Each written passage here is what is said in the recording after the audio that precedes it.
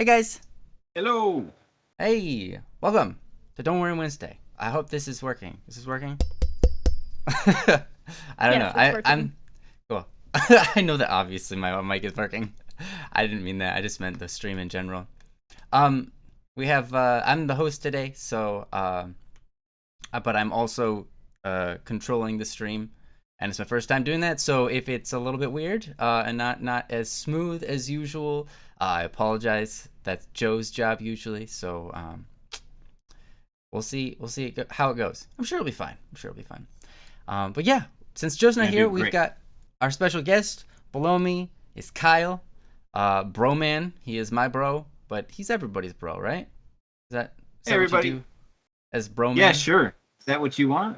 Yeah, that sounds great. Is that what I want Um, from you? Yeah. is that what you? I'll be whatever you want today. Oh, you be whatever I want. That's awesome. I don't want you to be bro man. I just want you to be yourself, man. Sounds Yeah. So yeah, Joe's at his brother's. He's just hanging with family. Overdue. He hasn't been there in like years. So um, yep, that's where he's at. So yeah, we got yeah. Kyle, So bro yeah. man. So Joe's with his brother, and now I get to be with mine, and That's you that's guys right. are stuck with it. Yeah. I'm sure they'll be pleased. You were here what 2, 3 streams ago? That sounds about right. Yeah. Yeah, yeah, yeah. Oh, if you guys noticed anything different about me and my brother, it is Ash Wednesday. So Kyle, myself, and Princess all went to get ashes put on our heads for you know church things. I could explain if anyone has any questions, but it's not too hard. But yeah, welcome to Don't Worry Wednesday, the show where we talk about whatever's on your mind. We all got struggles in life. We've all got things to go through to grow as people. But a lot of times when we're going through it, it doesn't feel like we're growing. It feels like we're just getting punched in the face because that's usually what it's like. Um, so we're here to give you a bit of encouragement, or maybe a couple of tips, maybe. But most of the time, you guys know what to do to solve your own problems. You just need that little extra boost. So we're here to be good friends, ultimately. If you want to submit a topic, so we have something to discuss, a topic, whatever you're going through. Maybe you had a recent death in the family. Maybe uh, you don't know how to deal with your new dog. Whatever's going on, you can just go click on that link that Princess put in the chat for us. It's don'tworrywednesday.com. Very simple, just the name of this show.com. Don'tworrywednesday.com. You can go there and right on that main page you can submit a topic. It's nice and easy. Kyle here is the one that actually set that up. So a round of applause for him. Thank you for doing Thank that, you. bro. You're awesome. And yeah. Oh, one last thing. We're not professional psychologists or psychiatrists or anything along that line. Uh, we're just here to be friends. So there you go. I did it. That's the intro. You guys made it with Awesome. me. Yeah, good job. Awesome. How you doing, Kyle? I'm doing fantastic. Absolutely fantastic. Had Great. a good day with the family. Got to go to mass. It was fantastic. Um, Start the season off the right way. So That looking is forward right. to it. Yeah. Nice, nice. And how about How you, about Princess? You doing I'm well? doing well. Good, Yes, good. thank you. Oh, you're welcome. And chat, how are you guys doing? Nice to see you all. It's really good it's good to be here with you guys. This is my favorite part of the week, every week, because I get to be here with you guys, interact with you guys, join you guys in the chat, and just um, you know, be a part of your lives. It's really cool. So yeah, how you guys doing? Did anyone eat anything special today? Anyone eat any like light bulbs or whatever? Something special, like something real classy, like light bulbs or drywall or whatever. Uh, top of the line gourmet stuff. Doing good, Ash. Awesome. Glad to hear it. I'm eating cheesecake. Cheesecake's like super normal, but it's pretty good. Actually, cheesecake was oh, my favorite cake growing up. If anyone ever asked what kind of cake, what my favorite thing to like, my favorite dessert, I guess. Yeah, was cheesecake. Now, it's still up there, but I don't know if it's my favorite. I don't really have a favorite. Do you have a favorite, Kyle? No, I have a favorite nothing. You have a favorite nothing? What's it? What's that? If it's, If I it's don't have a nothingness, if it's favorite. Let silence. me rephrase. I don't have a favorite anything. Oh, okay, yeah, yeah. That makes way more sense. I like to leave Um, my options open. If I pick the wrong favorite thing, then I'd be wrong. So I don't like being yeah, wrong. I like I'd rather being just wrong. not pick. Well, people are so, especially with food, people are so like opinionated. So it's like you can I be mean, wrong easily. I can tell you what's gross. Yeah, yeah. See, people are super opinionated with food. I don't get it. Like, is it wrong for me to eat mushrooms? According to Yes, my brother, yes, it is very wrong because they are gross. but I did buy you a mushroom growing kit. You did buy me a mushroom kit. That was really sweet of you. I grew them and I did eat them. They were all right. They were all right. Not my favorite mushrooms. Uh, anyways, um, awesome chicken tenders, Chick-fil-A fries. Yeah, good stuff. Okay, so let's get into a topic. I'm gonna run down this list, and if I call out your name, feel free to drop a yo what's up your mom and dad into chat, and we'll know that you're here. Or you can say anything. You can put just an emoji in the chat, whatever. I gotta go find that list real quick. I know it's in here You want among me to my read like it? I can read 15 it. tabs. You want me to I read have to it? find it anyways Well, because while you finding it. I found it. Okay, Yeah, yeah, yeah. All right. go ahead. Thanks. All right. Um, I said I found it, but I just found the. Okay, here we go. We got Sparrow, Anonymous, Nihilus, Wandering Soul, Logan, Meowlido, Meowlido, Meowlido, Meowlido, and Meowlido. I'm not joking, guys. That's literally what my list says. So good job, Meowlido. Hot dang, that's awesome. Oh, we're gonna have a contest for whoever can submit Yeah, the most topics here. yeah, yeah. Whoever submits the most topics wins. Wins what? We don't know. We get to do your topics. The most. Yeah, that's The a current holder would be Bree for the number of topics. There's a few really. runners up, but Bree, I'm pretty sure, is the most topics. Yeah, So Yeah, is this? probably We want Akil to. would be second, Keel but had a anyway, lot. yeah. Maybe someday we'll say what number that is. I don't know if we want to start that competition. Yeah, I don't We even know that don't. number. I don't know. I'd have to go and count on the website, in the old website. All right. Well, you know what? Let's start with anonymous. Since um, that one's a little bit more. I'm sure they're here, and we don't know who they are, so we want to catch them when we can. So we're gonna do anonymous first, and then lead into someone else's. So, um, this topic is titled "How to Love Amidst Depression." That's a really good topic. How to love amidst depression. Yeah, it All right. sounds a very very good topic. Yeah. Yeah, Very for sure. important one. I'm excited. I'm very Um. excited to be Yeah. So, this one. real quick, I gotta look at make sure I got this set up right. Yeah, I do. Cool. Princess, feel free to read it as soon as you're ready. My sister has clinical depression. She's been down for a while, but I just found out today, and I'm worried about her. We used to spend time together all the time, and now she keeps to herself and doesn't talk to me much. She gets frustrated with me and stressed quickly, when she never used to be before. She was always gentle and patient with me, but not anymore.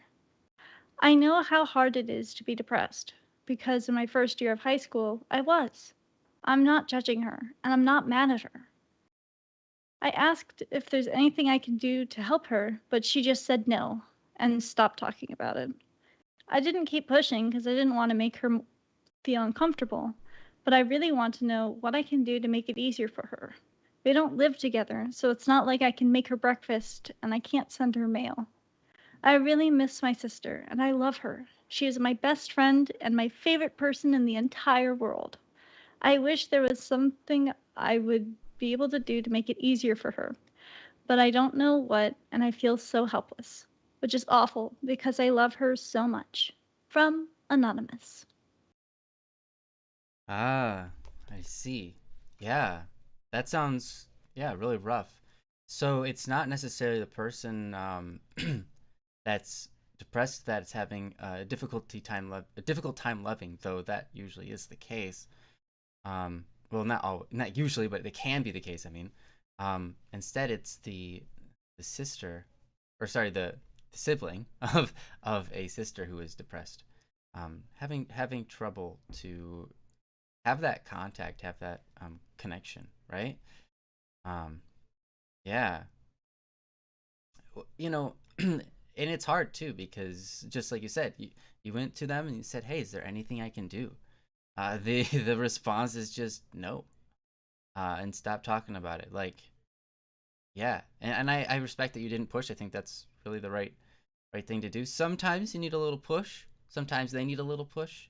Sometimes that's the right answer, but it's not always the right answer. I think it's generally wise to start out gentle, um, and and charitable and just patient. Um, every once in a while, you need to be inclusive, or to force them in one way or another. But um, yeah, so um, yeah, um, I'm gonna give it over to Kyle and see what he's got to say about this. Yeah, I mean that's really tough. I mean, to me, it seems like you're already doing a lot of stuff right.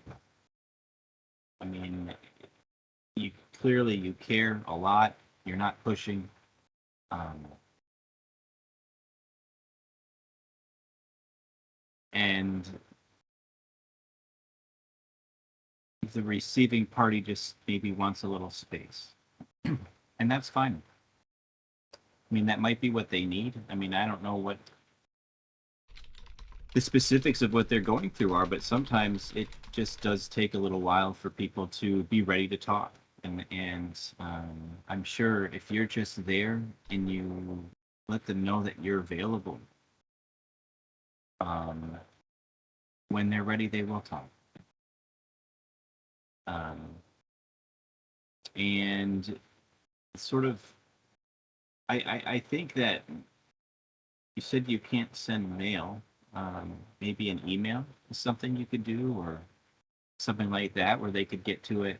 Um, it's kind of like mail, but not quite. If you could write a real letter, I'm sure that would be really nice. I always like getting a real letter. Um, and then they can appreciate that on their own without having to be in person. Sometimes people they receive what you're giving them, but they don't want to do it live, right? They just need to have that alone time with them. And so I think if you were able to send, an email or letter in the mail, that might be nice. But I think what you've done is on the right track. I think that just being there, trying to be a good friend, good sibling, um, for whenever they're ready. And we can't make them ready. Nobody can make somebody ready. They have to come to that on their own. It's going to entirely be on them. When that happens, fantastic. We'll all rejoice and be super happy. But until then, I mean, just need to give space. I don't know. In the meantime, I think that an important thing that you can do maybe for yourself is to don't beat yourself up over it. There are, it's not going to be, if you care this much, none of this is your fault, or at least it wasn't on purpose. And they'll come to realize that you're here to help eventually, but again, on their own time. So don't beat yourself up. Don't imagine something that maybe it's something you've done. Try to stay away from that, because that'd be easy to fall into that trap. A lot of people do that, but it's not you. let them come around to it. And it just might take a while. Um,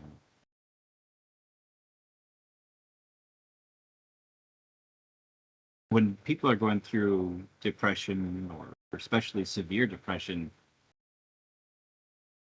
I would say in a lot of cases, the logic of a situation isn't necessarily what's guiding them. It's more the emotions of a situation, right? It's what they're feeling. And so whether or not they should want to come and accept your love is different from whether or not they will. And you have to wait for those emotions to calm down to work themselves out before that realization is made. And there's nothing anybody can do necessarily to speed up that process. It's something that they're going to have to deal with. And hopefully they can get some help on their own, but it's going to have to be help that they go and look for most of the time. Um, so the best thing that we can do is exactly what you're doing. Just try and be there, be a good sibling. That way, when they're ready to get help, they'll come straight to you, right? Because that's what we want. We want, or that's what you want.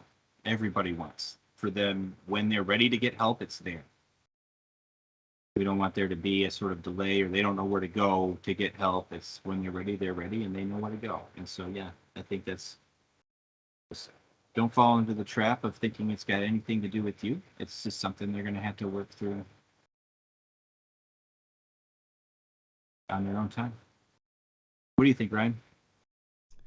Uh, yeah, I mean, I think that's pretty accurate. I think a lot of times there's until they decide for themselves that it's time to get better and they really decide to start working on it, there's not a whole lot you can do other than urge them, just kind of usher them into that desire to get better, right? Other than to make the environment that is safe and inclusive and what's the word?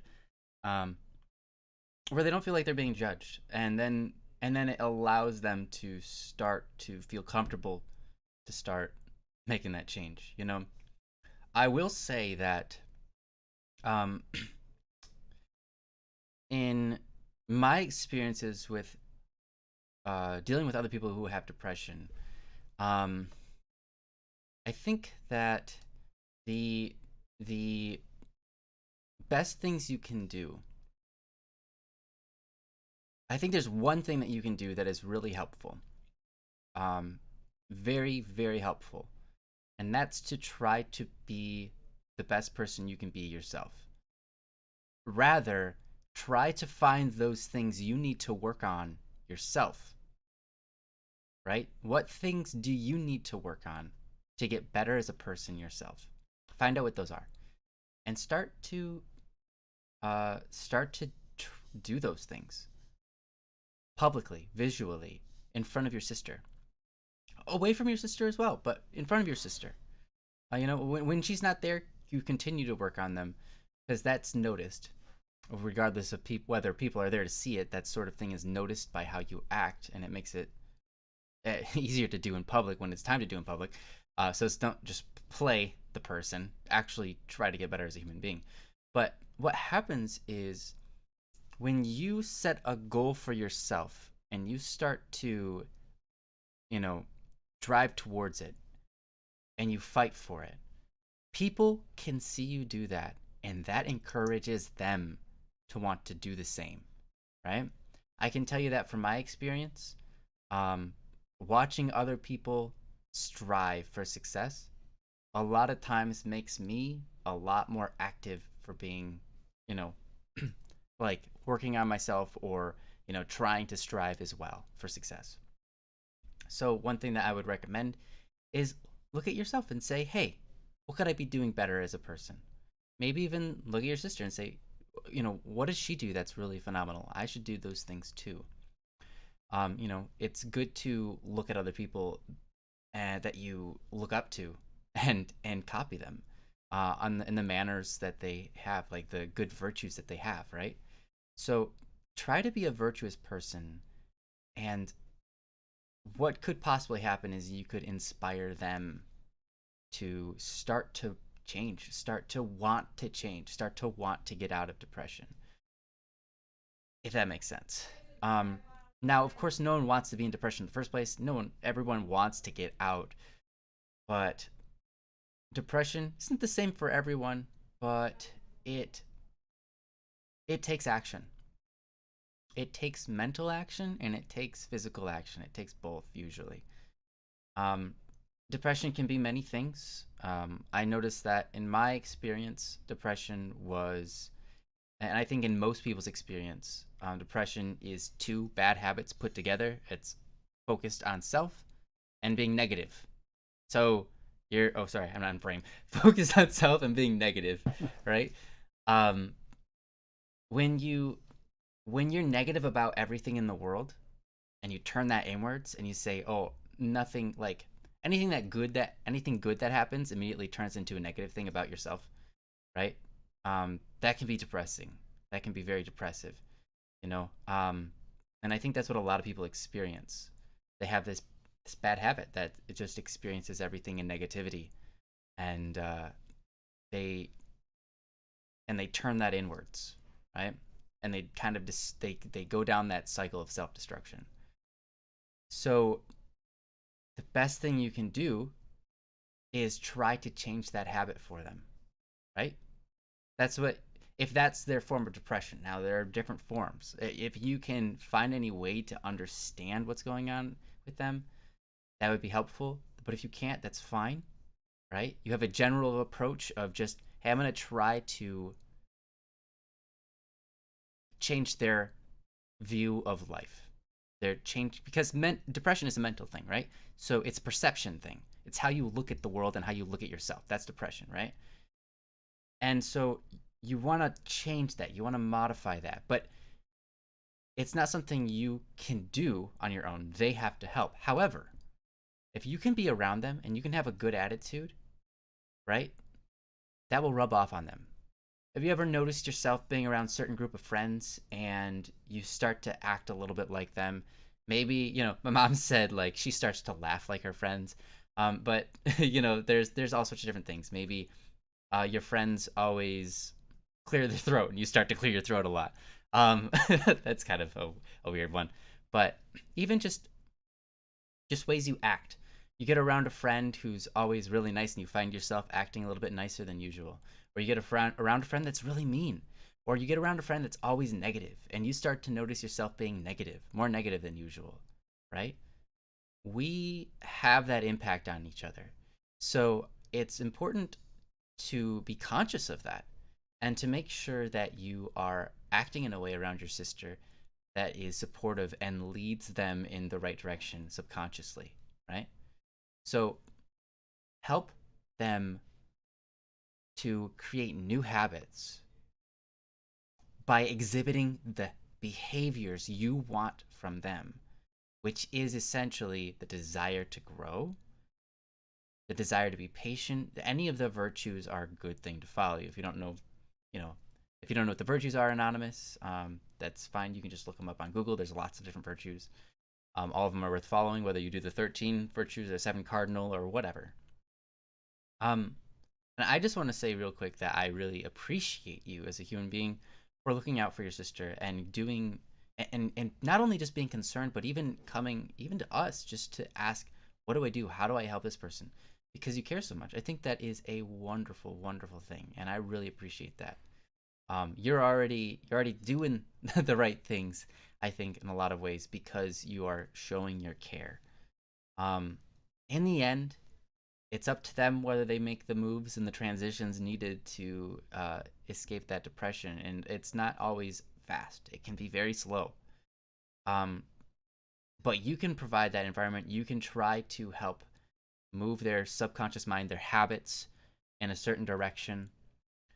But ultimately, it's about being there when they need them.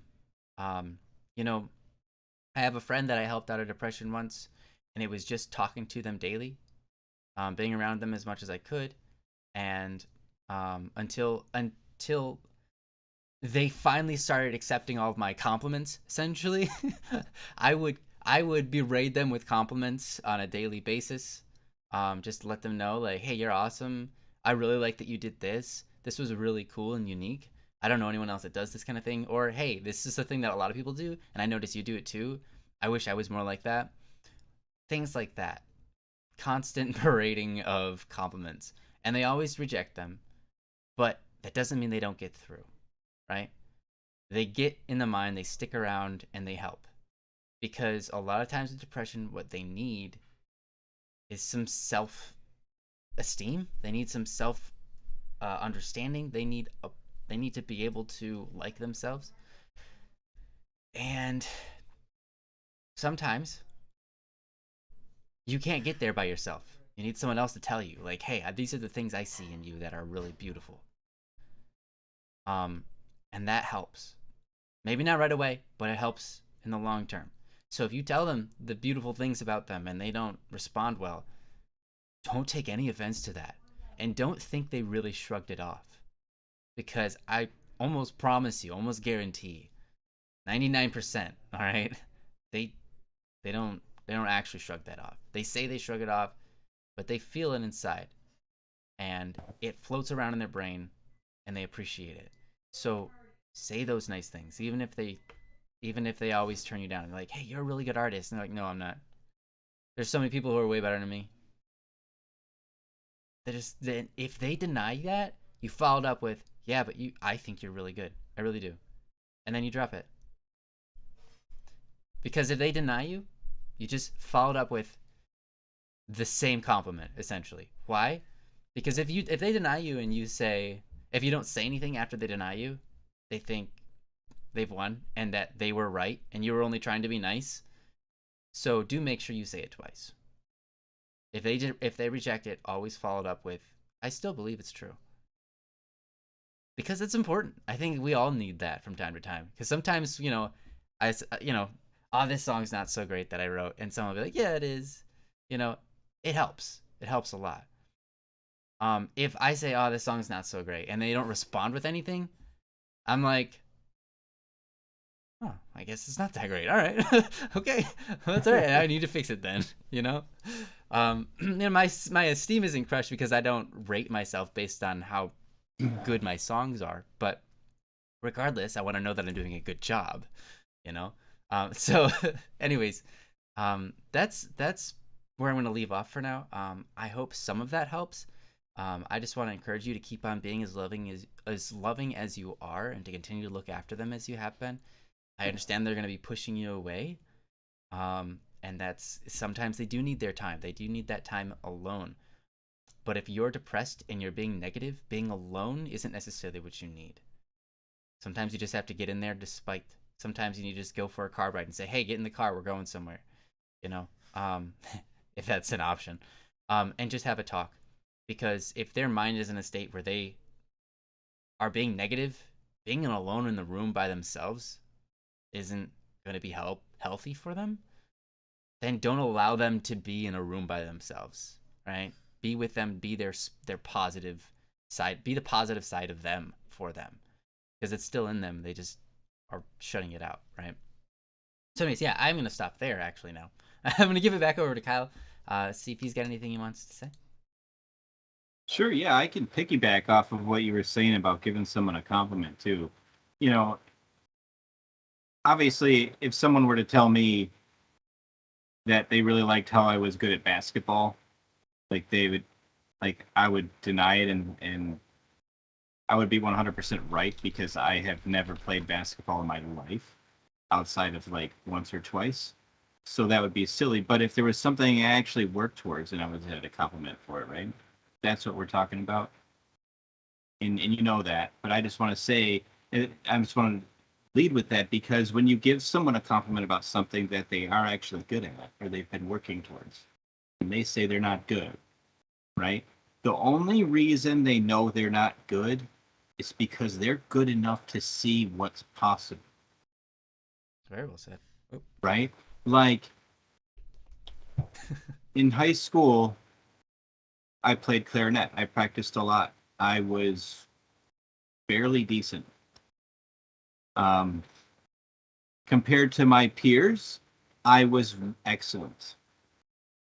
Compared to what I knew was possible, I thought I had, that's why I practiced so much. I had so much work to do. It was ridiculous, right? I could not get there without practicing more. And it's the same thing with anybody, with an artist. They see, like, they could either do this most beautiful piece of art and they're going, I don't like it.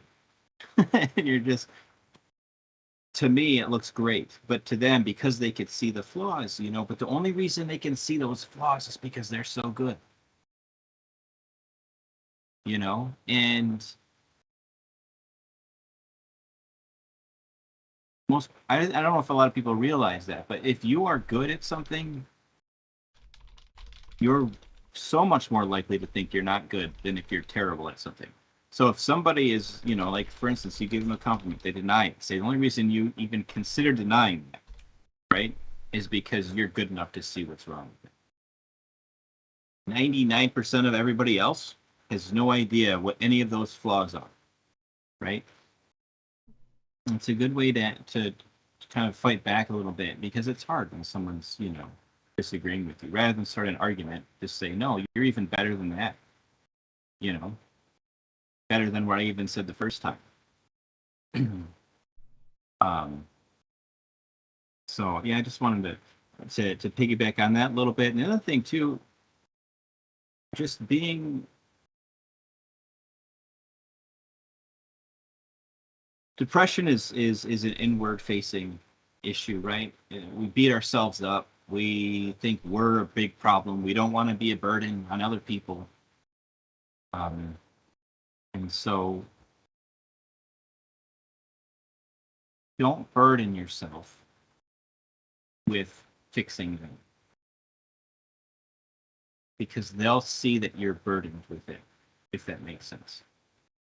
And that doesn't help necessarily. So try not to burden yourself with it. Just love them, whatever way you know how. And I'm going to tell you what, the fact that you do care enough to come here and ask this question and stay anonymous so that we don't have any idea who they are or what they're going through, out of respect for them, because ultimately this isn't your problem, this is somebody else's, and you kept them anonymous. That's really thoughtful.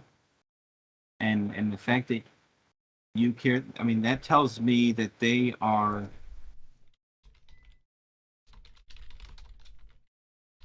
an excellent person.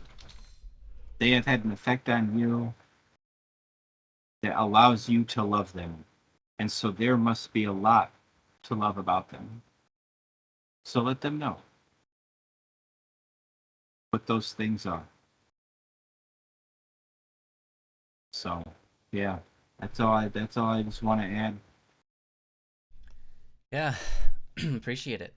Um, uh, I just want to say, follow you up with, don't don't burden them by, as Kyle was saying, don't burden them by trying to fix them. We generally don't want to fix people in general. So what I was saying earlier, keep in mind, I said fix yourself, right? Work on yourself, because that will encourage them to want to work on themselves, right? And you can lead them by creating an environment, by being a certain person. You can encourage them to do to feel certain things, or to perceive the world differently, or to enjoy different aspects of life and so on, just by being there. But doesn't mean you have to focus on fixing them. Um, oh, all the scene changes. All right, I changed the preview. I forgot to press the change the scene button. Anyways, back on track. But yeah, I've gotten some messages in the background here, from Princess, who has contact with the anonymous person, saying the following. She doesn't want to have depression, but she's doing her best, which is great.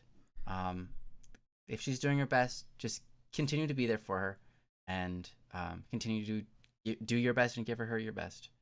Give her your best. There we go. And then as well, she's not trying to be negative. She just has an abusive father. Now, I understand. I I haven't had a necessarily abusive father in my life. Sort of, might have, kind of, possibly did.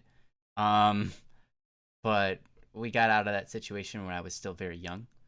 Um, and both me and my brother, he lived 2 years extra in it than I did, so he probably has better memory of it.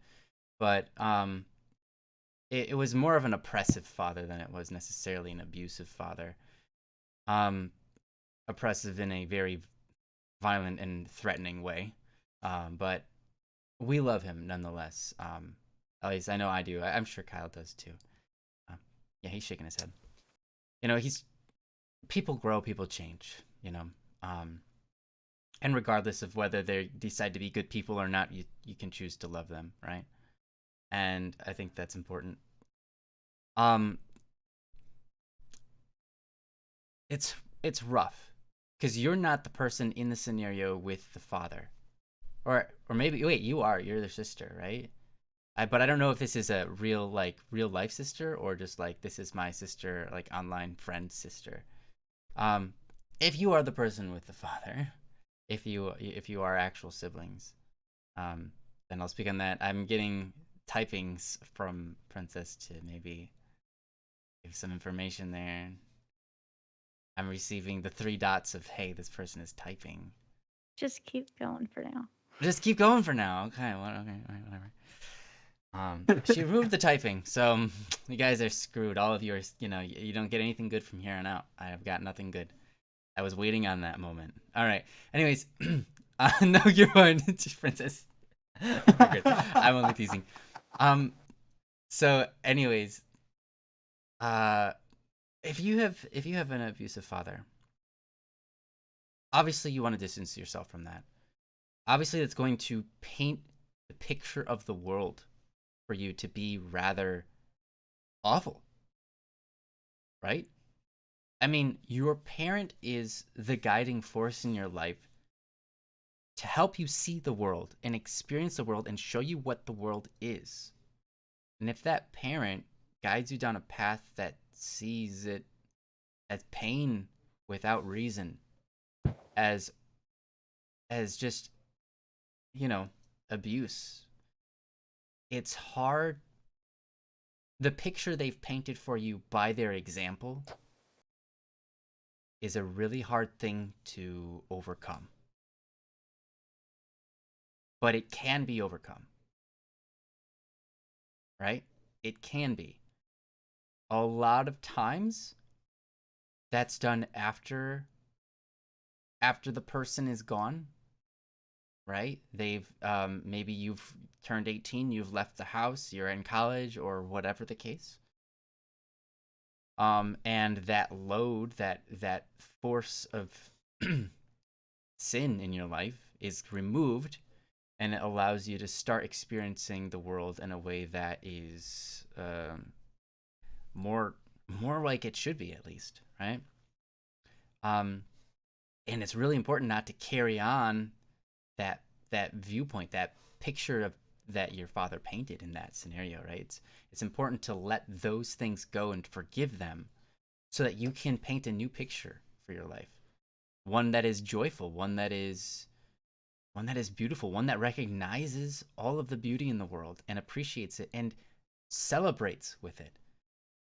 Rather than being on the sideline looking at it and going, "Oh, this beauty is fake. There's no such thing as beauty," because that's what you've been experiencing, right?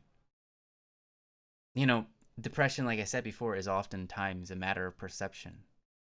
When you have an abusive father, your perception is, of course, how can it not be,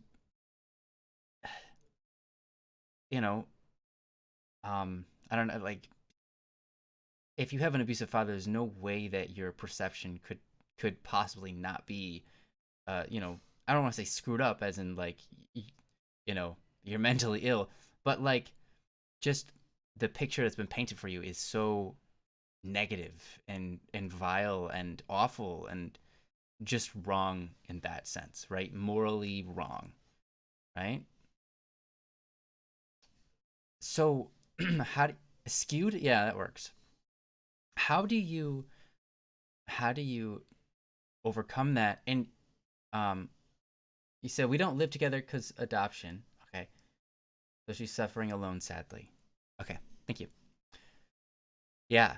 So how to? I think ultimately I have to say the same things. Your job is to help repaint that picture for them. You know, um, and it's not like you're fixing them, right? You're just trying to show them the beauty in the world and help them not give in to the temptation of falling back into the image that the Father has set for her. If these words are coming through correctly, I hope that makes sense. I don't know how else to say it. It's a rather poetic way of saying it, but I hope it's not too poetic where it doesn't it's not comprehensible. Um because the with the amount of time that they've spent with them, right? It's going to be hard to get out of that system. It's going to be a habit to be looking at the world in a very dreary manner and to be constantly pulled back into depression, especially when they're living that life. And that life is not just something that's a habit they have to get rid of, but something that continues to happen to them, right? Right? So to change your perception while under that experience is very, very difficult. But it can be done. It can be done. I know it can be done. And so you just have to be there to encourage them. And if there's any way you can help remove the abusive father, I would recommend it. Why? I understand that maybe their father is the one that pays the bills. You know, if without it, maybe they lose their home, things like that. I can tell you from not my personal experience, but the experience of people who I have met who have been homeless. They would rather be homeless than have an abusive father. And it sounds scary. How do you live as a homeless person? But I'll tell you, mental that that mental situation of dealing with someone who's abusive is a lot worse than the reality of being homeless. As hard it is to be homeless, still better than having an abusive father. It sounds crazy, but it's true. And I'm just gonna leave it at that. I went to the extreme there. Maybe that's the reason. But if you can any way help out in because a father needs to be loving, not abusive. Right? And if they really are being abusive, the most loving thing you can do is remove them from that experience. Right? I don't know if you know religion, if you're Christian or not or anything, but a good example is the Exodus, where they're under slavery, under bondage of Egypt. The Israelites are, and the most loving thing that anyone could do for them is to literally cast them out, to make them like literally like if you come back here, we're gonna kill you, sort of experience is what that's what they experienced. God took them out, Moses and God took them out of Egypt, and they did things like slaughtered sheep and cows, uh, which was um, which was against their religion, and if it warranted death. And so if they ever returned, they were just going to be killed. And so that was the situation they were forced to put in because there was no other way. And a lot of times in life, that's how we are. We cling to those things that are unhealthy for us. We cling to those things which we know we should be removed from, but we're afraid to move on. We're afraid to let go, and we're afraid that if we do let go, it will come back to haunt us worse, right? But in the Bible, God had to put them in a situation where they couldn't go back or else they'd be killed, so that they can finally escape that slavery of wanting to be there, kind of. They partially wanted to be there. For even if it was an awful situation, they were in slavery and bondage, yet they still wanted to be there. They had food, they had their families there. They had friends there, all sorts of different things. But in order to move on and to escape that slavery, they had to put themselves against it in such a way that they could never return. They had to burn the bridge, right? And so sometimes in life, that's what we have to do. So I don't know if there's any way you can give them that form of encouragement, if there's any way that you can help out there, um, because it's a big deal. Um, but yeah, I don't know. That's what I got. Cal, do you have anything you want to add to that on that notion? Boy, if that's the necessary solution, I would strongly encourage lots of prayer first, Absolutely. because that's a pretty extreme situation. Yes. Whether you're believe in God or not, just pray Yeah. anyway. Yeah. you Meditate might on it. be you might find that even if you don't get an answer from God, it gives yourself time to come up with your own answers. That will help. Um, so yes, no, I can't add anything to that. Nah. And you said I still love them, my parents, though, which probably sounds stupid, but I do. No, that doesn't sound stupid. That sounds right. That is how you should be. That is 100% how you should be. It's not stupid. But how they're acting is stupid, right? That's just true. But that doesn't mean you can't love them. And I think that the fact that you do shows a lot of strength in yourself and a lot of good in who you are. I think that's really wonderful. To love someone who abuses you is, but love them in an actual loving way, not just like I'm tied to them sort of emotional trauma kind of way. But to actually love them, to love your enemy, to love your abuser is a beautiful and very hard thing to do, and it takes a lot of strength. So I commend you for that, and I hope that your sister can get there someday too. And just as Kyle said, everything I said about yeah, full disclosure, pray hard on that, meditate hard on that if you think that that's something that can be done to remove that person from their life. Because sometimes in life we just have to get away from bad people. So, like you said, um, you can unlearn a lot of bad behavior, right? That you learn from them. That can be true for friends, and it can be true for parents, and it can be true from anybody. So, yeah, thank you so much for your topic. I know we carried on for quite a while, but I think it needed time. There's a lot to talk about, and it's an important topic. So I hope very much, I pray very much that they come through, and that the abusive parent can start to love and be generous and kind again, and do away with their problems. Because I tell you what, there aren't any abusive parents out there who don't also at the same time recognize that they're not good, that what they're doing is not good. Because well, there might be, but they're psychologically messed up. All right, that's a different thing.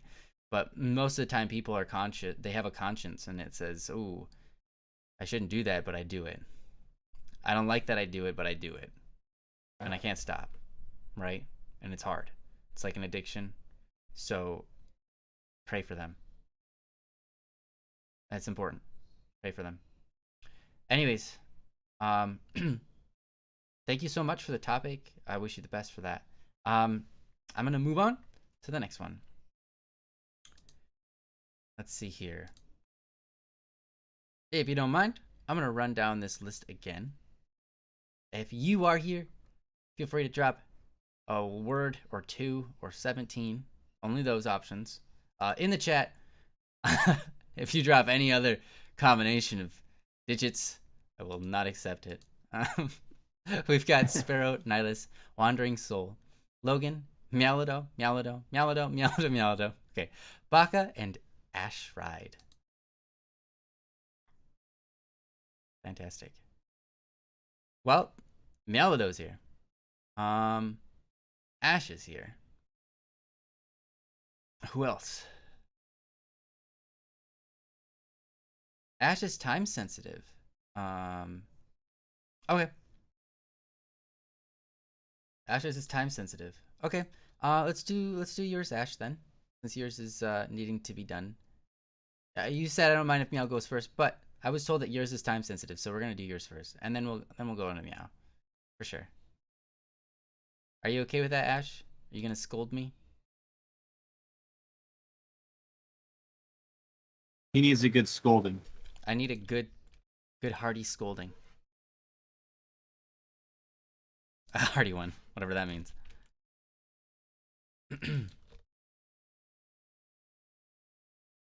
All right. Cool. Yes, you're gonna scold me? Fantastic. Good. Have fun scolding me later. We're gonna do Yes. yours anyways. This one is titled Healing to Give a Second Chance. Healing to Give a Second Chance. And whenever Princess is ready, she will do the honors of reading it for us. 4 months ago, my best friends stopped talking to me. They said they'd be back the next day, but they never did. But now, 4 months later, they're back asking for my forgiveness. I'm one who believes in second chances. So I said I'd give them a second chance. But I'm still worried and nervous. I'm afraid. They said they never intended to hurt me, which I kinda believe, but my trust issues lead me to think that they don't actually mean it. I know why they stopped talking to me. They were going through a lot of stuff mentally. But I'm still afraid they'll leave me again, or somebody else will, or they'll hurt me, or they'll say our friendship isn't worth it again. And it'll just start with the whole spiral again. And I don't really want to go through that again. From Ash. Ah, I see. Yeah, people can do that. People can say, "Hey, we were back," and then they're not back for 14 days. I've probably done that. To people. Which is awful. Never on purpose. But yeah. Um, and 4 months, obviously, it's quite a while. So that seems a little intentional. It takes some intent to do that. So, what they did was wrong, right? But they came back, right? What they did was wrong, but they came back. And they came back with a recognition and recompense to what they did. They recognized that they messed up, and they, you know, I think that's important. Reconciliation. I think that if they just showed up and they don't understand that they did anything wrong, then yeah, there's an issue. But if they recognize that there was an issue with what they did and how they behaved, that they did something wrong and they owned up to that, I think that, are they going to hurt you again? Well, of course, friendships tend to do that. From time to time, we hurt each other, and we have to learn to forgive, right? But, will they do the same exact thing again? Probably not. That one's a bit unique. 4 months of not talking, but it can be hard. I know that this is a trust issue and a matter of forgiveness and a matter of understanding when to forgive, when to, or rather, when to trust, when not to trust. Obviously forgiveness is important, but do we decide to let that person back into the same position in our life? Sometimes, we forgive the person who scammed our credit card, but we're not going to give them information ever again. Um, Things like that, right? You have to have tact, you have to have reason, etc. So I'm gonna give my bro. He's pretty smart. He's got this stuff down. So I'm gonna give over to him. See what he's got to say. Yeah, trust is hard sometimes. I mean,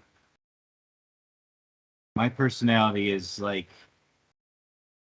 sometimes leads me to take a long time to trust people. I need a lot of sometimes, not with everybody, but with most people, it's like unless I actively try, I just need a lot of time. Where I will just be around them until I can see that they are trustworthy. Other people trust immediately, no matter what, and that's them.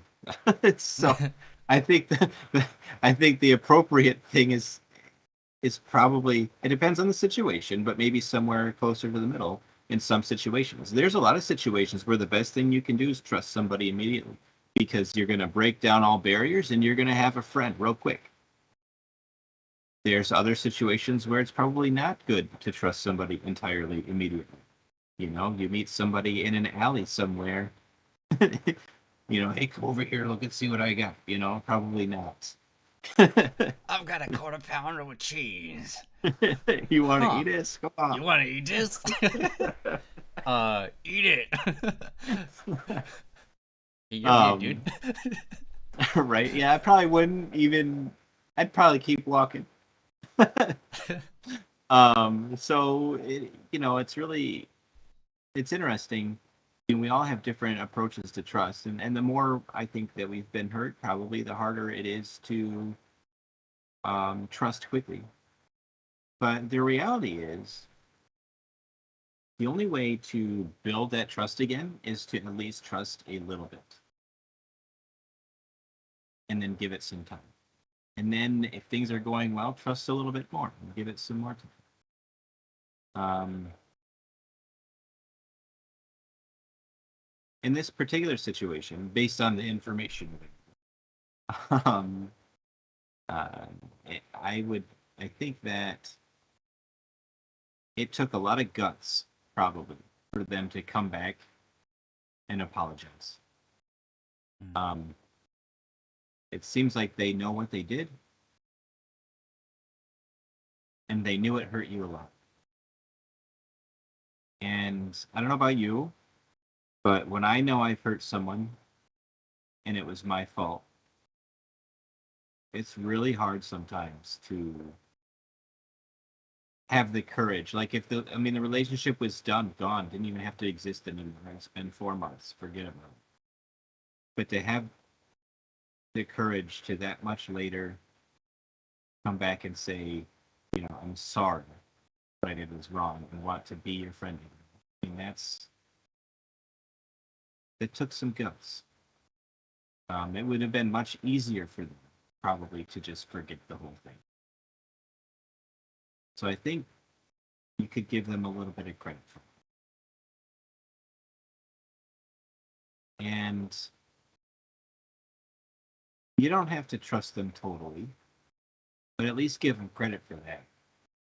You know, and use that to kind of start building your relationship back. They thought you were important enough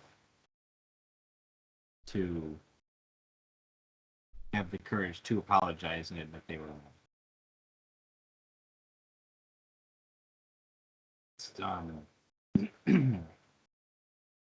It's amazing, really, the reconciliation that can happen. The fact that it's possible for two people to come back together.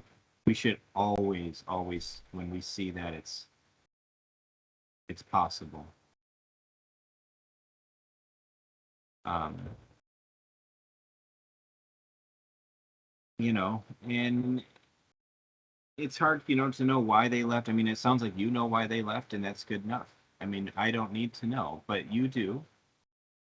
And maybe it's a good reason. Maybe it's the stupidest reason in the world. Um, but it doesn't matter, right? It might, I mean, it might emotionally matter to you, but in the reality of the thing is that's water under the bridge now, right? It's happened, it's done. Right now, they're very, very vulnerable, I would imagine. Um, and so I think the right thing to do is give them as much trust as you can, but you can be reasonable with it. And you could even explain it. I think they would understand. If they're apologetic, they know they've done something wrong, and you could just even say, you know, hey, I would love to be your friend again, and I'm going to try really hard. And we're going to talk, and we're going to work this out. We're going to make this work. But it's just going to take a minute. You took 4 months. Give me a little bit. um, and I think they'll respect it. I think that'll probably go well. Just because they thought you were worth it to go through the trouble to put themselves in this position, I think they'll be more than happy that you're gonna try. That you would want to possibly be their friend again. That's the best thing they can hear. So, and people come and go, they leave, and we don't have control over that. It's all on them, and yeah, it sucks. But if we can be thankful for the time we did have with them, for the good times, um, it's interesting. Most people that I talk to that are like, let's say they graduated from school more than 10 years ago, they don't really have much contact with their school friends. And yeah, that's sad because it's like, man, here's all these friends they don't even talk to me anymore. But then they have all these new friends, that they met at college or where they work, um, or in the new city that they moved to, people they talk to on a regular basis, and they're not less happy because they don't have all of their friends. They're the same amount of happy because they found happiness with their new friends. And so not everybody we come across has to stay in our lives forever, and that's okay. But if someone wants to put themselves back in our lives and they're in this vulnerable position like this, I think the right thing is let them as much as you can. But don't feel bad that it's hard to trust them because that's natural and it's good that you are protecting yourself. Just try to be open with them. And I think even just having that open conversation with how you feel probably go a long way to repair the relationship. So, yeah. What say you, Ryan? Yeah, I think what you said was really well said. I really like how you kind of navigated that with let them know. Just let them know exactly how you feel about it. Just say, hey, I want to be your friend. Let's make this work. But you're gonna have to give me some time because I've got some trust issues, you know. And it might put them on the spot and say, well, I apologize for that, you know, and just say, yeah, I thank you for apologizing. That really helped a lot. And I'm going to be working on myself for trying to learn how to trust you because it's not just something that I can just go, oh, okay, I trust you now. Because my brain doesn't work that way, And just going, hey, I just being open about it, you know? I think a lot of times that's the best thing you can do is just to be open. Although I understand that when you're open, then you're intimate. That means you're more connected with that person, which makes it so that they can hurt you more easily. Sure, sure. But why would you ever want a friendship that was surface level in the first place, right?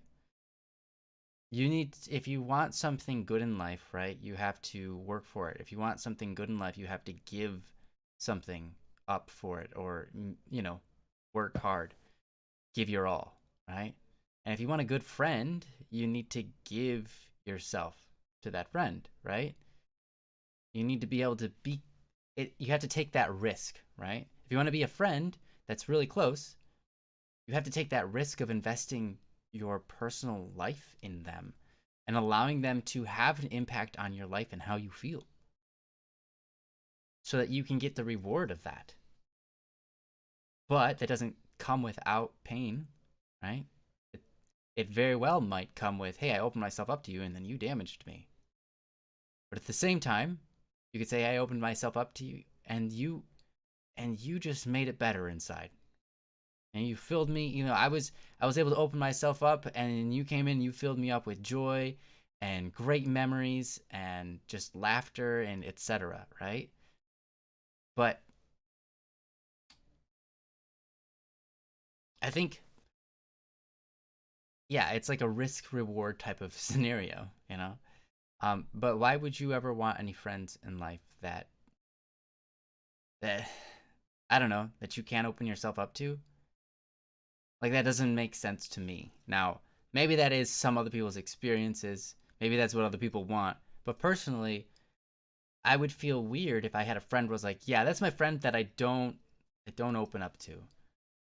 And it's like, okay, so there's something wrong with your relationship there, right? And it'd be like, yeah, definitely. And I would have to like go, yeah, there's because I don't trust that person, right? I know that person that behind my back they will say bad things about me. Okay, so that's the kind of person that they are. Is that the kind of person I want to let into my heart?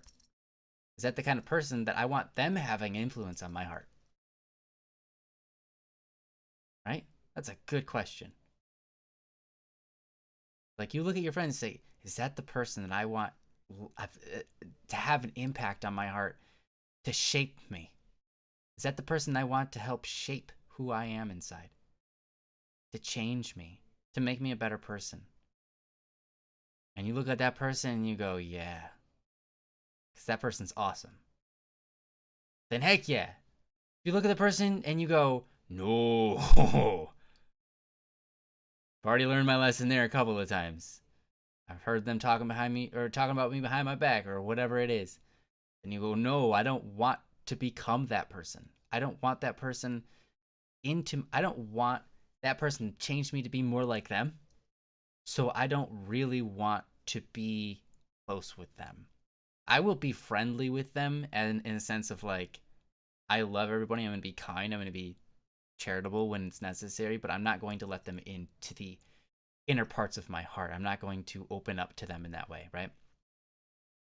So I think, Ash, I think the thing that you got to do is kind of like my brother was saying, trust a little at a time and figure out who this person is. Which one of those people is this person? Is this the person that you look at and say has a lot of good attributes? You would welcome them into your heart and to shape you and to become a better person because you think that if you if you allowed them to, they could make you a better person if you gave them that time. Or do you look at them, and you find out that over time, by trusting a little at a time, you come to find out, like, okay, this person might not shape me into the best version of myself. They might not be leading me down the right road. They might have too many flaws that they need to work out before we're good friends. That's okay too. You could still love them. You still love them. But I would say, yeah, don't open up your heart to that, right? Um, so That's uh, that's my standpoint on this, and I hope that makes sense. I want to know if that made sense to you, Ash. If you agree, if that sounds like a good game plan. You said I feel like it's a bit. Sorry, it's also a bit awkward since their ex is one of my best friends now. I don't think there's too much awkward about that. That's life. That happens. This stuff happens a lot. Like my stepfather, and my mom, like many times a year, go to hang out and have fun and just go like to their stay at their house and go on special vacations like week-long vacations many times each year with Jim's ex-wife and her husband. And you know what? They're all like best friends. They love each other. They don't hurt each other at all. And it's like that's so weird. How can that like most people will be like that's so weird. But that's the life that they live. And it's fine. So even if you might think it's a little awkward, don't worry about the awkwardness too much. Don't focus on it. A lot of times it's only awkward because you're focusing on it. So just get over it and be their friend. Don't worry about what's awkward and not. Just love people and be their friend. And I think that's what's important, right? Then you sort of get over those things. Um, yeah, and you said I remember in middle school, I barely ever opened up because I was afraid to get hurt. Yeah, and totally understand that. If once you're hurt a few times, you put up those walls and you're just like, I don't want anybody to get close because I'm sick and tired of being hurt. But at the same time, um, no risk, no reward, and you end up becoming a secluded person that is not free, right? You put up all these walls, and I think we talked about this before, Ash, many times actually, more than once. I mean, I think twice. You put up these walls, and ultimately you're just the slave inside. You're you're stuck in these confines and you're not free to be yourself anymore because you're afraid to be yourself. You're not free to open up to somebody because you're so afraid of getting hurt, right? When fear overrides your ability to act as you desire, that is good in a good way, whew, then that's not good, right? And it's good to be yourself. It's good to be able to be open and talk freely and enjoy yourself and be open to others and allow them into your life and make friends, right? It's all very good. And you're getting there. You're moving forward in that. And I really appreciate that. And I think that's super cool. Um, I know it takes a lot of strength. I know it did for me. So, keep at it. Um, but yeah, you said you understood. Cool. That made sense. Um, so anyways, I don't really have too much more to say. Um, but I think that um, I think that you got this. I think Kyle set out a pretty good game plan. And together we talked about it. I think it's a good idea. Just trust them a little at a time. Figure out what kind of person they are, whether you want to let them into your heart or not. Um, and you just take it one step at a time. And once you get to a point where you see that their intentions for you and your friendship are good, right? Not their actions, but their intentions. They intend to be a good person. They intend wholly. Their desire for you is the best. They actually love you. They want the best for you, right?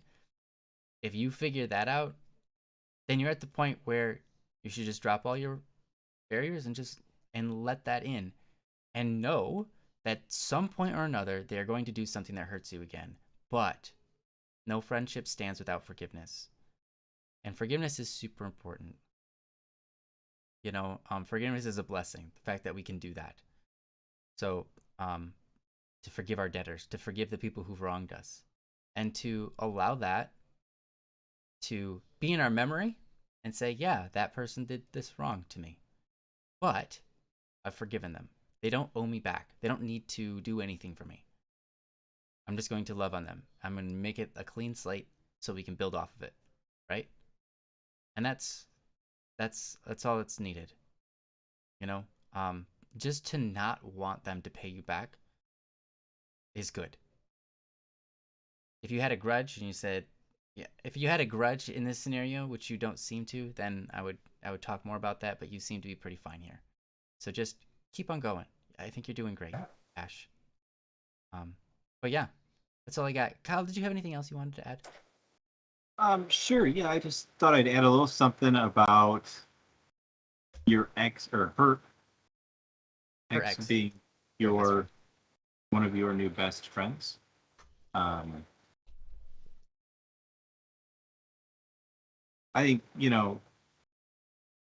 the only way that gets off, the way that probably gets awkward in most scenarios would be with a sort of a gossip type situation, right? Or one might be talking bad about the other or whatever. Um, because the normal conversation shouldn't really matter. We're just hanging out, shouldn't really matter. But like it could get awkward, right? If someone was talking bad about the other one, and so I just wanted to give you maybe a little bit of maybe like a tool for helping with that if that does happen, because it's very common in that type of situation. And you know, um, my policy, when someone comes to talk to me about somebody that doesn't have anything to do with me and they're not trying to solve a problem, um, I'll listen nicely, right? But as soon as the conversation's over, I try to forget the whole conversation ever. Like all of it. Every part of it. Because in a lot of times it's just misunderstandings. Most people are not trying to do the wrong thing. And it's a confusion about what happened or people aren't communicating properly, things like that. And so when I hear any gossip, right? I know I'm only getting like not even 50. That's not even I'm getting one half of the story. I'm getting like 25% of a story because this person is obviously hurt, and I want to care for them and help them and be for them, and be there for them, and help talk with them, right? But that pain is very. It's hard to see through your pain sometimes,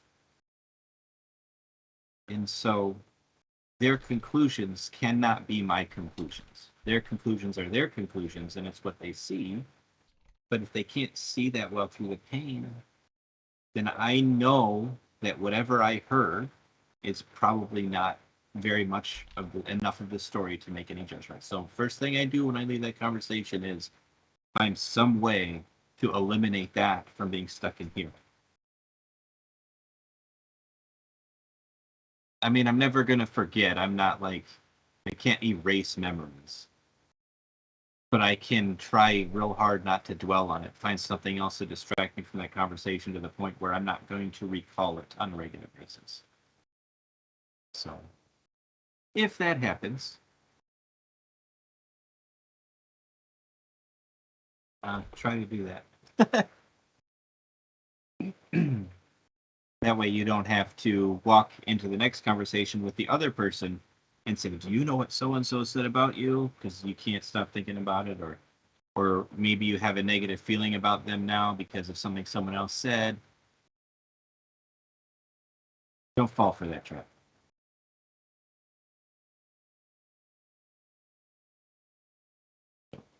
That's it.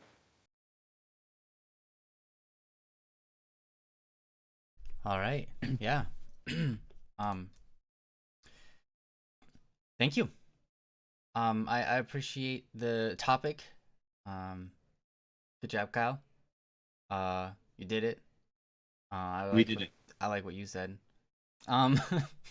Well, if you didn't, too bad, because I said it anyway. Well, yeah, I'm glad I did, because if I didn't, just like you said, sucks for me, I guess. No, I liked it. Thank you so much, Ash. I hope that was helpful. Um, and yeah, just take it slow, take it easy, and you'll find your way. Um, you got good judgment, so stay strong, stay awesome.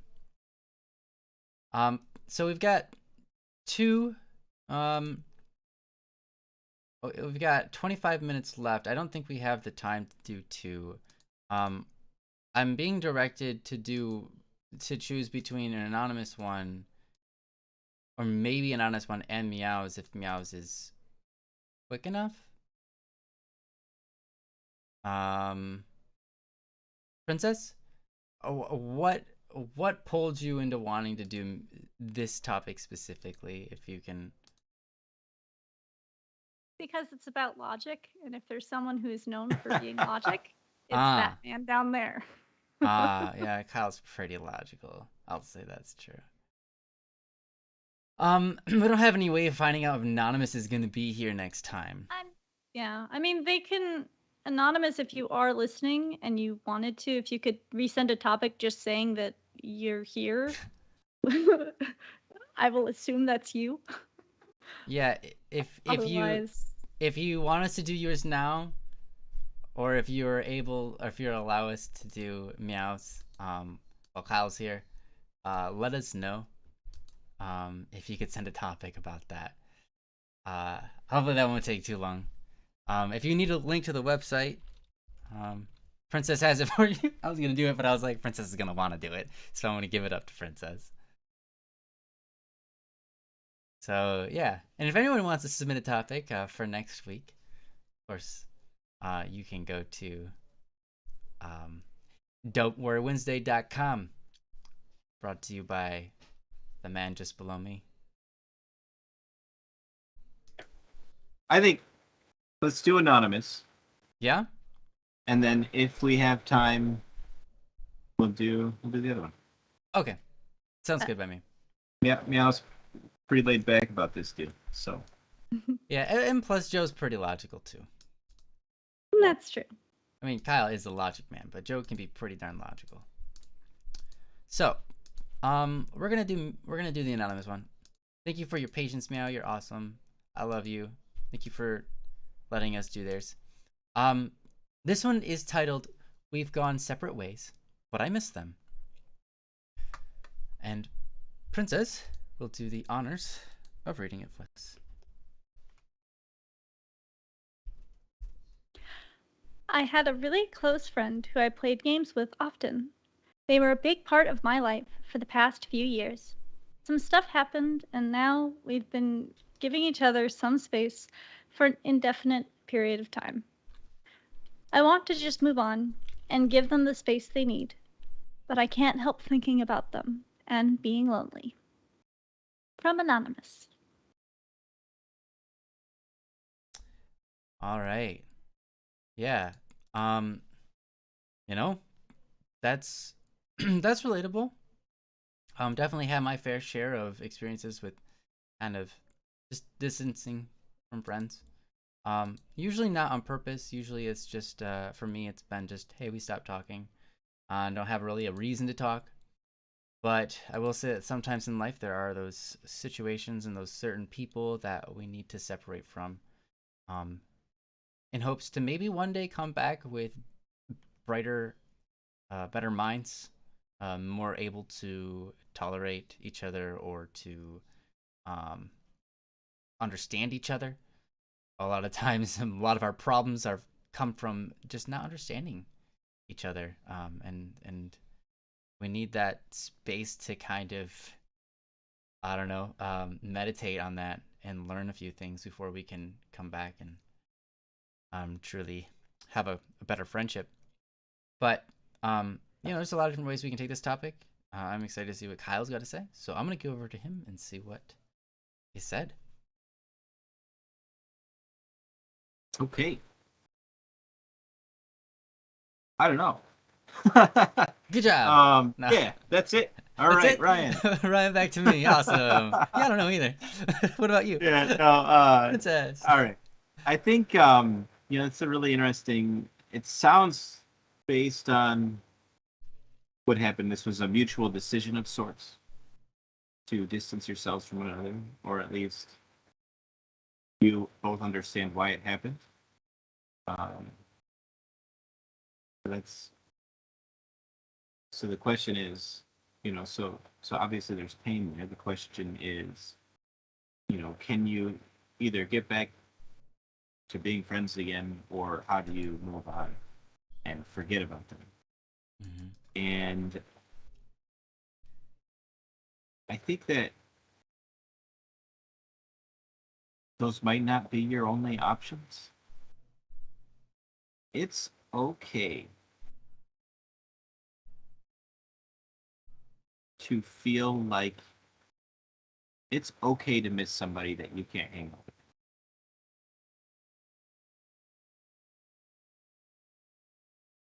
As long as you can be positive about the experiences you have. We all have people that we've had in our lives that aren't there anymore for one reason or another. Sometimes it's because of a bad breakup, sometimes it's because somebody has died. And in both cases, having been friends with that person is better than having, um, because we get to have this emotional connection, and we're social creatures. We need that in our lives. And so whether or not we still have that connection, I mean, while it's sad if we don't, it was still good that we had it while we did. And so to hang on to that isn't bad. To hang on to that, I loved this person and they loved me. That's not bad. That's good. And it's okay to have that thought.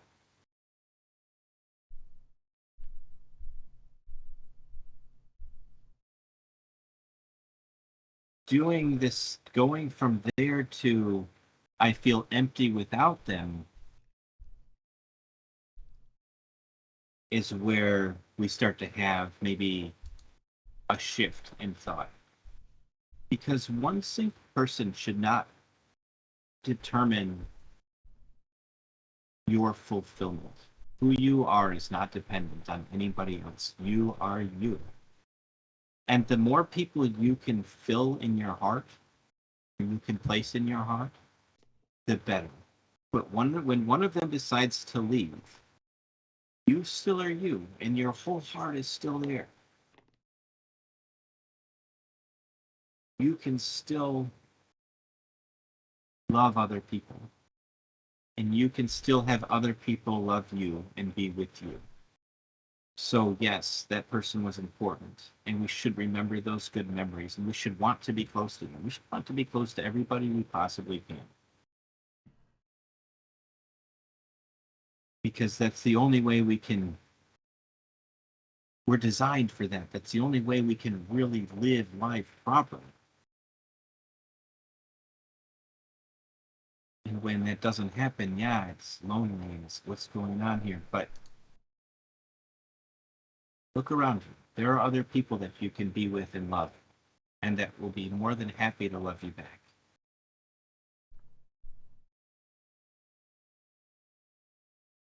And ultimately, if you're finding that your happiness is dependent on one person, that's one person that you probably let have too much power over your life and your emotions. Not saying you need to guard your emotions from other people in that extreme way, but just understand that people are not there for you as much as you are there for other people. And the more people you can be there for, the more they'll be for you. And the more this one person's hole isn't quite so big anymore. And maybe it can get crowded out a little bit by some other people. Not like push them out of your life, cut it out, but the pain can get crowded out, you know? And then those memories can be good, even though there's sadness to them. You know, I'm somewhat reminded of the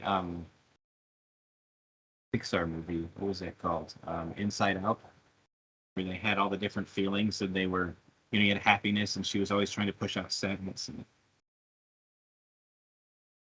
the little girl wasn't a full person. She didn't have a full ego. She didn't have all of her personality put together. And so when some major event happened, right, what happened? She lost herself. But in the end of the movie, right, there's this coming together, and she refines who she is through these, what we normally call negative emotions. And these experiences she had, right, come together. I'm spoiling the movie a little bit. Who cares? It's spoiled. If you haven't seen it yet, that's not my fault. The this person comes together, and now she's whole again because she's learned to accept the sad parts of her life as being integral to what makes her happy.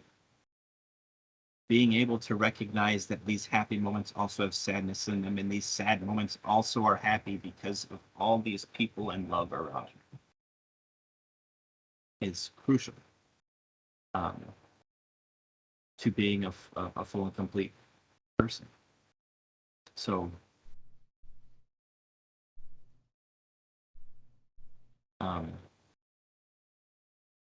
and maybe someday this person will be able to come back into your life and you back into theirs, and everything will be happy and awesome again. My wife had an experience kind of like that. One of her friends from college had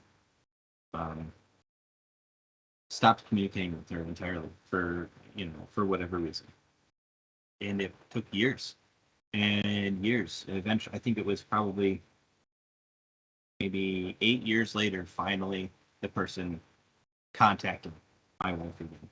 And it was like the ability to reconnect, because both of them throughout this whole time were feeling sad about their disconnected relationship. The ability to come back took all that sadness and just made their friendship whole and worth it. It was worth it to have experienced it, because they can be really good friends again. But it's okay to be sad about not having a particular friend anymore. Just find a way that it's not consuming. You know, get and it's not like it's super easy to go get new friends. I understand that, but just loving other people. I mean, loving this person in some way is gonna help. But loving other people will create situations where they will want to be your friend, and you will end up with some amazing friends. But no, we should never try to forget the same things in our lives. They're there for a reason. We just can't let them consume us.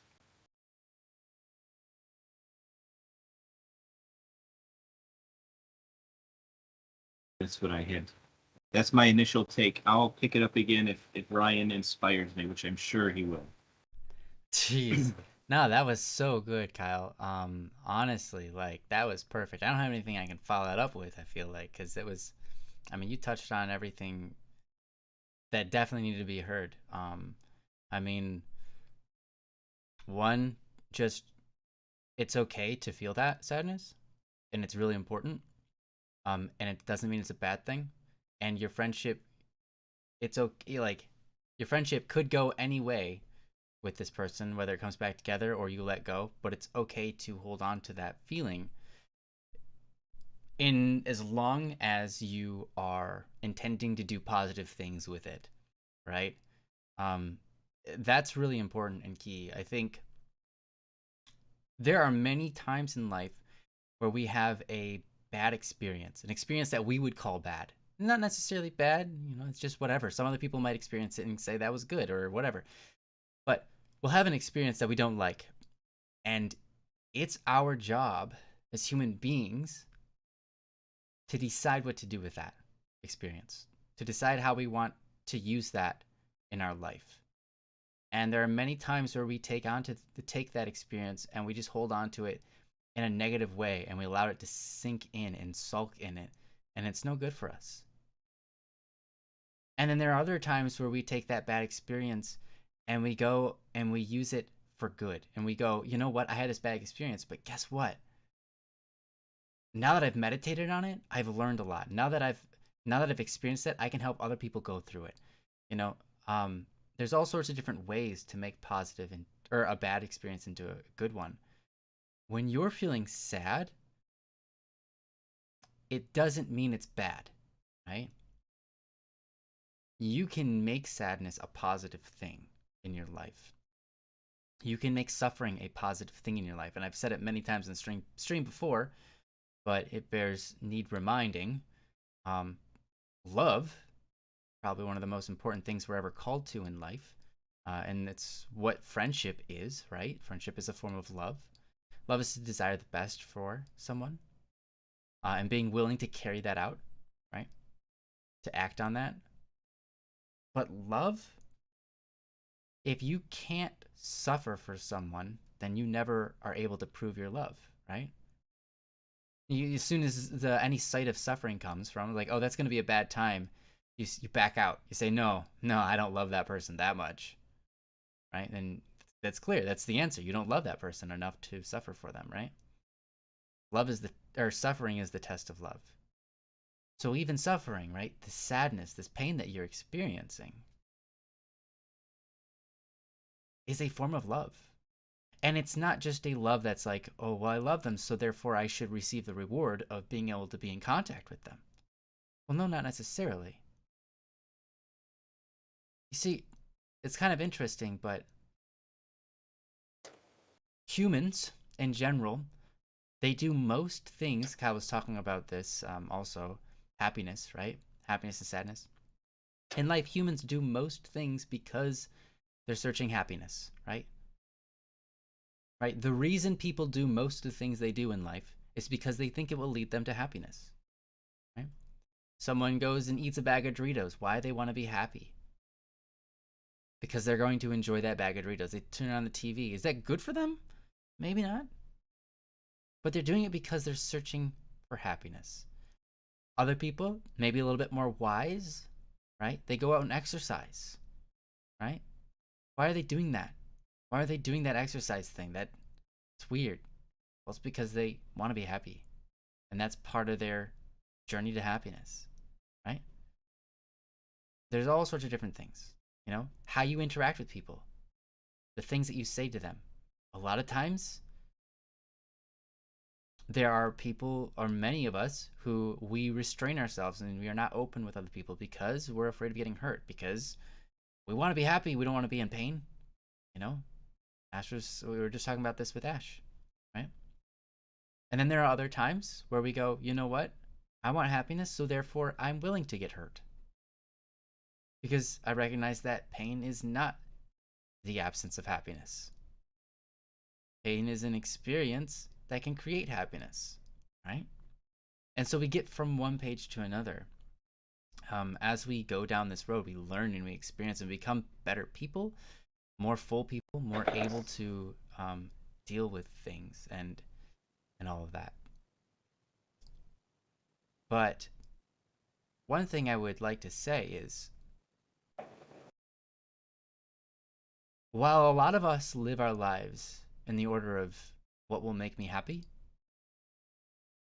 I think that's not really where we're supposed to go with our lives, right? We're supposed to, I would say, not live our lives in order to be happy, right?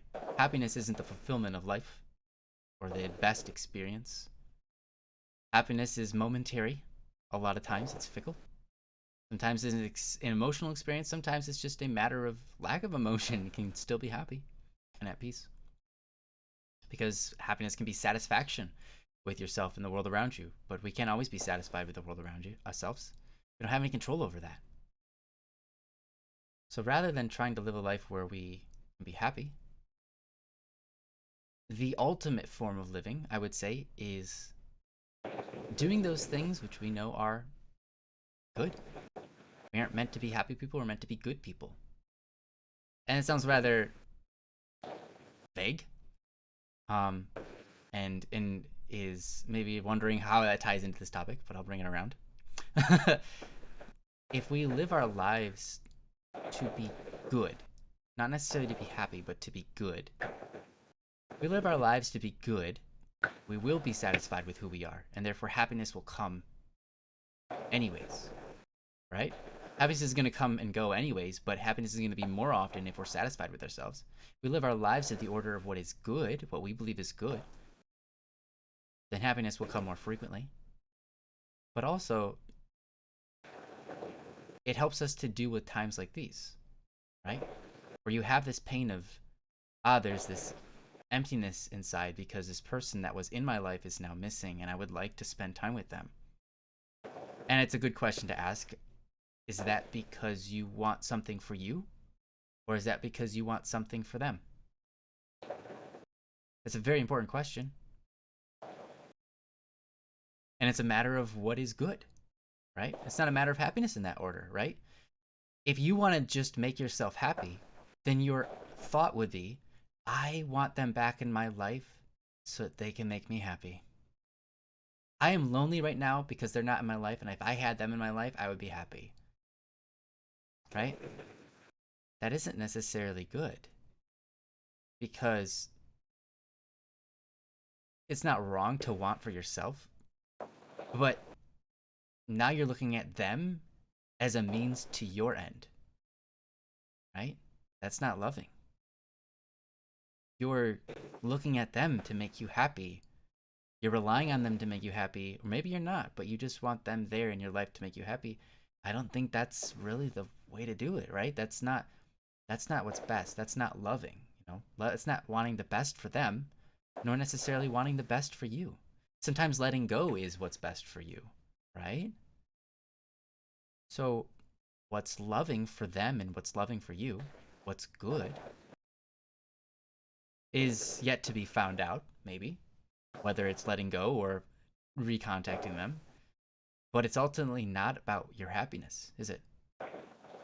What's most loving, it's not necessarily about your happiness. I really liked what Kyle said. He said, be there. You as a friend are there for them. It's not about them being there for you, right? I think that that's super, super important. and very wise statement. Living your life to the order of love, the magnitude of love, to the order of what is good and great, to become stronger as a person, to become more whole, able to deal with new conflicts without even breaking peace of mind. Just going, yeah, I can handle this. This is no problem. I think that, that requires a lot of strength. That requires a lot of experiences that you have to go through in life. And many of these things you just have to experience and let go of and say, okay, I'm done with that now. I can move on. And just moving on, right? And so if you want to move on, I think the best thing you can do is ask yourself, why do I want them back in my life? Is that for me or is that for them? Is that loving? Is that good? Is my approach loving and good? Or is my approach just about my happiness? I will tell you from my personal experiences, and I'm sure everybody in chat would probably say the same. If you do those things which you're like, oh, I would be happy if I did this, but this option is probably better. This option is probably more morally correct or loving. Maybe it requires me to suffer a little bit. That's going to suck to do it. I don't want to do it, but I'm going to do it anyways. I think everyone here that's done that, and probably all of us, have found that at the end of that road, at the end of that experience, we find ourselves happy. More happy with ourselves than we would have if we would have said, oh, I'm just going to take this other route that leads to direct happiness. I'm going to take this selfish route. I'm going to do this thing instead. It's just like, this is a classic example. You go and you're like, okay, this is my day to work out. This is my day where I'm going to go exercise. And then you see your couch and your TV and your bag of Doritos and you're like, yeah, but I'm going to do that instead. And you go sit and you laze in your chair and you eat your bag of Doritos. And then when you finish them and you're staring at the TV and your mind starts to zone back into reality, you go, oh, I'm not happy with myself. Or on the other hand, you go out, you do the opposite. You go, you know what, this is going to be annoying. I don't want to do this, but I'm going to go out and exercise because I'm supposed to. And you do it and you come back and you're done from exercising. You walk in your house, you see those bag of Doritos in your couch and you're like, you know what? I'm happy. I'm satisfied with myself. So don't seek pleasure. Don't seek pleasure. Don't seek happiness. I think you'll find yourself more happy, a better life, a more capable person, capable of the hardships in life, capable of letting go.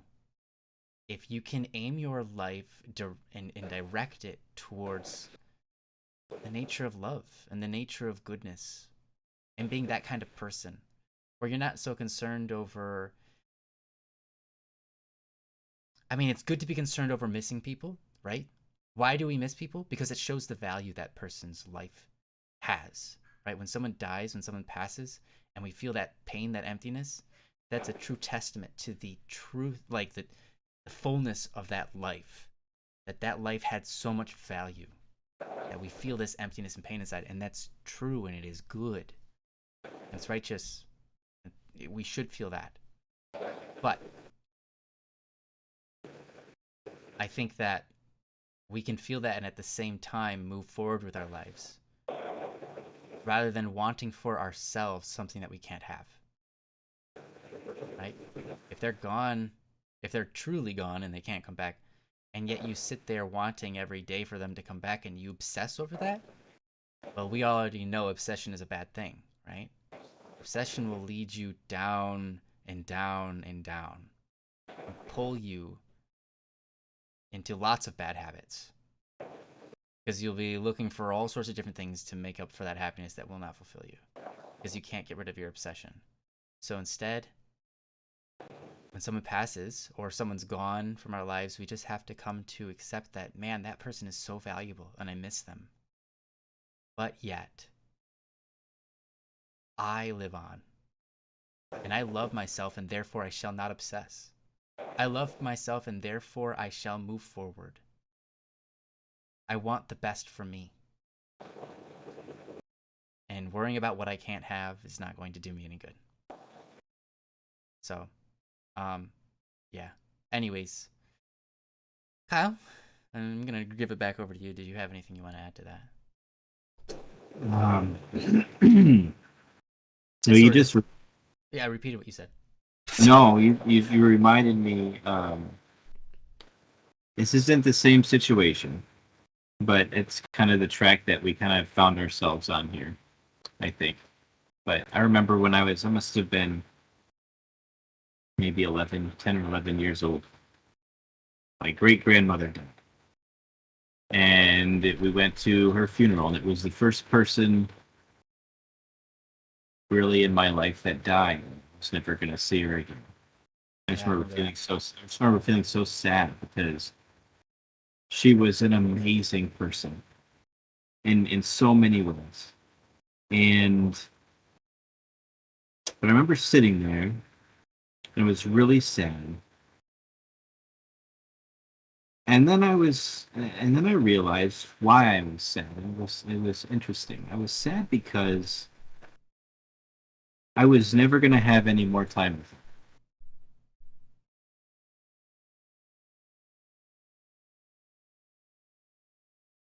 But I realized that I wasn't sad for her because she died. I was sad for me because she died. And she wouldn't want me to be that way. It wasn't gonna. There's no way to fix. I'm sad for myself. I wasn't really sad for her. And um, I guess that sort of really helped me move on from the situation because I just sort of knew that it didn't matter how sad I was. She was where she needed to be. She had moved on, and that was great for her. I should not be sad for her for having done that. She led an amazing life, and she would want me to do the same. So we can take those experiences of friendships gone by or people that are no longer with us and understand that the best thing we can do for them, I think, is to go be the best person we can in spite of not having contact with them anymore. Because that's what they would want. Or if for some reason they don't like us anymore, they still want that, they just wouldn't know it. Because deep down, even if we don't like somebody, we still don't want to see them in pain, right? So, yeah. Just thought, I don't know. I don't know if that really helps in this situation. Ryan just the way he was talking, and I just felt going this way was. Hopefully that helps. And if it doesn't help you in your situation, Anonymous, I'm sorry. Hopefully it'll help somebody else. That's fair. No, that was really well said. 100%. And that's such a true thing. I know I've experienced the same thing and different scenarios. Obviously, we shared the same uh, grandma, great grandma. But at that time, I didn't experience that because I was quite young yet. 2 years younger than you even at that time, and you weren't. What, you were 10? I was 8, I think. Yeah. And at that time, I remember eh, being sad, but not. I remember I was more conflicted with myself in a different way. So it was really interesting because you were conflicted with yourself with that, and I love that that's what you experienced, and you were smart. Even you're so wise even back then as a little kid to come to recognize why you were sad, not just going, "I'm sad, I'm lonely." Period. You went on to ask a question, why, and is it right for me to be so? And I think that that's honestly the question we should always ask ourselves in any emotion, right? Is it right for me to be so? And I think that's great. But back then, I remember I was dealing with myself because I was like, everyone else around me is so sad. I'm not that sad. And it's not that I don't like grandma. She's awesome. I love great grandma. Why am I not as sad as everybody else? Is there something wrong with me? Am I a monster?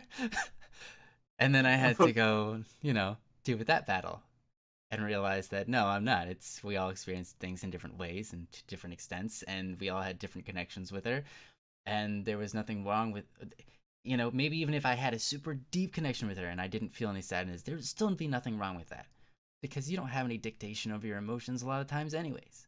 They just are what they are. You feel what you feel. You decide what you're gonna do with that, right? That's the only thing. You're not a monster for feeling one way or another. Some things they pop into your brain. You're like, why did I have that thought? That thought was awful.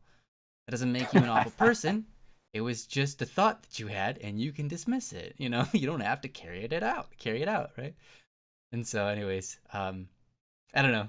That was my experience that I was dealing with at that time as an 8-year-old. So, I mean, I guess that experience had a big impact on both of us in different ways. But yeah, I think that I was really, really happy that you shared that, Kyle. That was really deep and beautiful. Um, so I'm sure that helped a lot of people in the chat. But anyhow, that's about all the time we've got for the show. It is now time to close it down. So I really appreciate you all coming here. It was so great to see you all. I'm sorry I didn't get to chat with you guys all that much in the topic or in the chat. Especially Summer, who's apparently here for the first time ever live. Yeah. Congratulations. Welcome. Come back. Yeah, we'd be happy to have you here. Yeah, it's been a great show. Thanks for being here, Kyle. Thank you so much. Thank you, Princess, for helping me run the show.